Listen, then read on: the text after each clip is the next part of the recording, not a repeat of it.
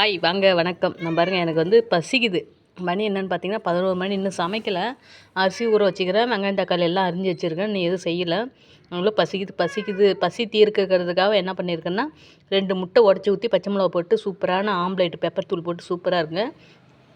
பூனைக்கும் வந்து பார்த்திங்கன்னா பசிக்குது. பாடா டேய், அவன் போகிறான். பா இந்தா, அவனுக்கு பிடிக்கலையாட்டிருக்குது. ஹேய், எது பால் ஊற்ற மாட்டேலாட்டுக்குது. இந்த பெப்பர் போட்ட ஆம்லேட் நமக்கு தேவையில்லை அப்படின்ட்டு போகிறான் பாருங்களேன். அந்த கிறுக்கு பையன் வரட்டும் பேசிக்கிறேன். இவனை என்ன பண்ணலாம்? எனக்கு வந்து பசி தாங்கலை. அதனால் 2 முட்டையை உடச்சி ஊற்றி நல்ல சின்ன வெங்காயம் பொடி பொடியாக கட் பண்ணி பச்சை மிளகா கட் பண்ணி போட்டு நல்ல பெப்பர் தூள் போட்டு சூப்பரான ஒரு ஆம்லேட் பாதி சாப்பிட்டேன். பாதி இருக்குது. சரி, அதுக்குள்ளே பூனை கத்திட்டு வந்தானே, இது கொஞ்சம் போடுவோம். அதுக்கப்புறம் பால் வந்து வாங்கிட்டு வந்து காய வைக்கல.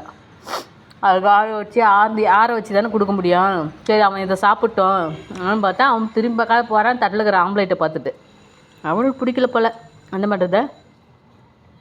சரி, நாமளே சாப்பிட்டுக்கோ.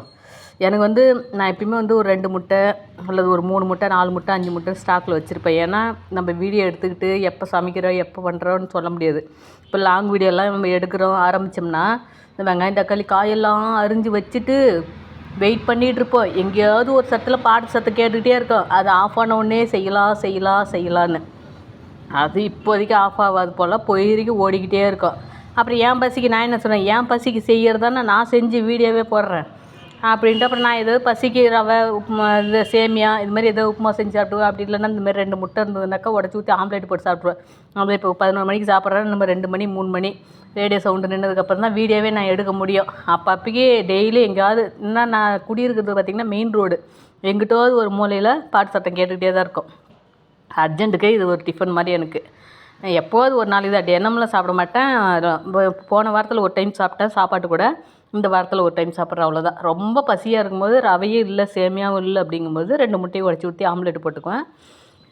அது மாதிரி எனக்கு அர்ஜென்ட்டுக்கு பசி போகிறது 2 ஆம்லேட்டு. அந்த பூனை என்னென்னா ஆம்லேட் கருப்பு, அதாவது வந்து பெப்பர் தூள் பார்க்கவும் கருப்பாக பார்க்கவும் அவன் என்ன நினச்சான்னு தெரில, பிடிக்காமல் போயிட்டே இருக்கான். அவன் போன போய் போகிறான்.